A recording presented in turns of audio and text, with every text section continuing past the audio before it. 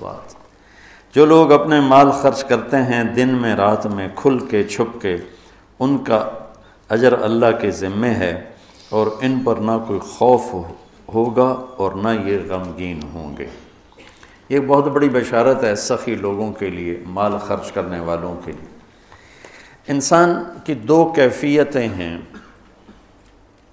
آنے والے وقت میں کوئی مصیبت نظر آ رہی ہے، اس سے جو کیفیت پیدا ہوتی ہے اس کو خوف کہتے ہیں۔ گزری ہوئی مصیبتیں اور مشکلیں اور پریشانیوں پر جب کوئی خیال آتا ہے اور ایک کیفیت بنتی ہے، اسے حزن کہتے ہیں، غم کہتے ہیں۔ تو اللہ تعالیٰ مال ہم کیوں نہیں خرچ کرتے کہ وہ بڑے دکھ دیکھے ہیں، اب تو دولت ہاتھ میں آئی ہے، اب اس کو لٹا دیں گے تو آگے کل کو ہمارے بچوں کا کیا بنے گا۔ خوف اور حزن، اس کے بیچ انسان چلتا ہے ساری زندگی۔ تو مال خرچ کرنے میں جو رکاوٹ ہے وہ ہے اس کا خوف اور اس کا غم۔ تو اللہ تعالیٰ لا خوف علیہم ولا ہم یحزنون، تم اللہ کے نام پہ دو، نہ تمہیں کبھی خوف آنے دے گا نہ تمہیں کبھی غم آنے دے گا۔ اور جو سود والے ہیں ان کے لیے تباہی اور بربادی ہے، یہ یہاں بھی برباد ہیں، یہ آگے بھی برباد۔ میں نے کل بھی بتایا تھا کہ پرسوں کہ سود خور، اللہ کے نبی نے دیکھا معراج میں لوگوں کو سزا مل رہی ہے۔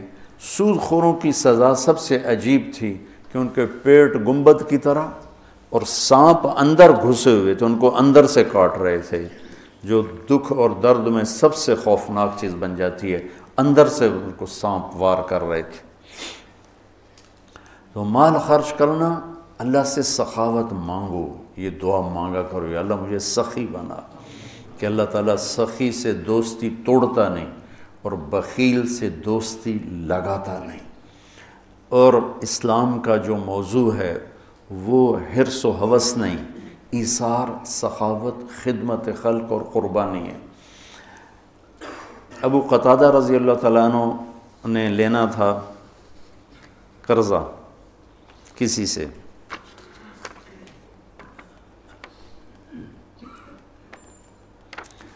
وہ لینے ان کے گھر پہنچے، وہ گھر چھپ گیا،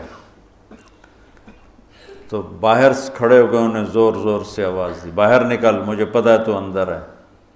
وہ نکل نہیں رہے تھے کہ مانگے گا، میرے پاس ہے نہیں۔ جب انہوں نے بہت اصرار کیا تو باہر آ گیا، تو آپ نے فرمایا کیوں چھپ رہا ہے مجھ سے؟ کہ میں تنگ دست ہوں، ادا نہیں کر سکتا۔ تو ابو قتادہ رونے لگے اور فرمایا جاؤ، معاف کیا۔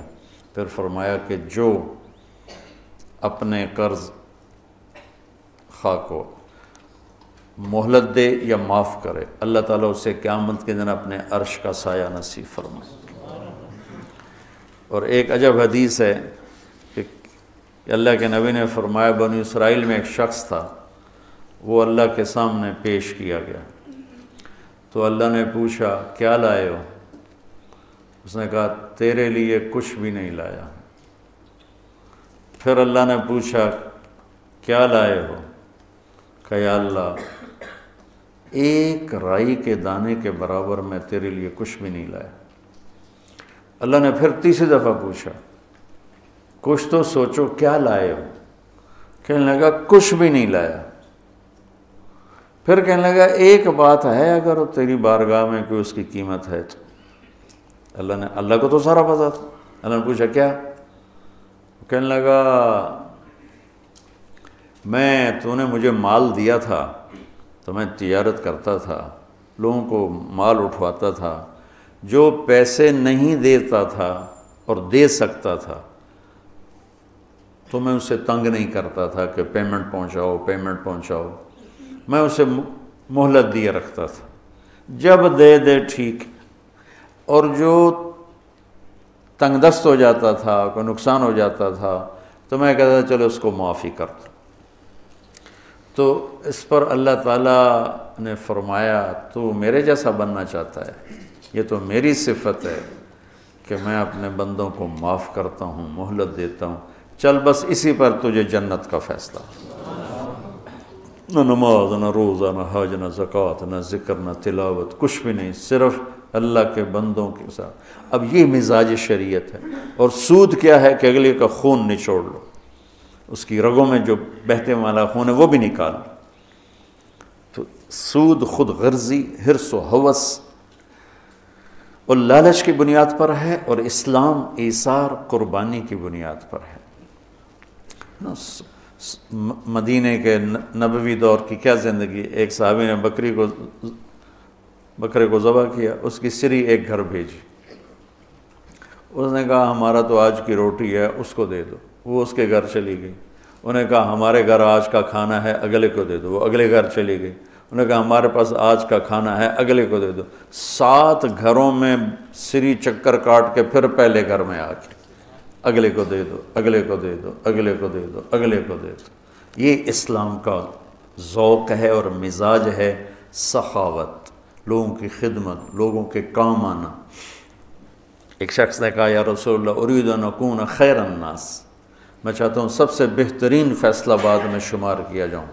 تو آپ نے کہا کن نافعا للناس تکن خیر الناس، لوگوں کو نفع پہنچایا کر تو سب سے اعلیٰ درجے کا، سب سے بہترین انسان بن جائے گا۔ تو اللہ تعالیٰ امت کو ہمت دے، ہمارے تاجر اور ہمارے ذمہ دار یہ سود سے بچیں، اور جو ہمارے عوام الناس میں مالدار لوگ سود پہ پیسہ دے رہے ہیں اس سے بچیں، تو ان کی آخرت بھی بن جائے گی، ان کی دنیا بھی بن جائے گی۔ اللہ تعالیٰ نے کفر کے خلاف اعلان جنگ نہیں کیا، اللہ نے سود کے خلاف اعلان جنگ کیا۔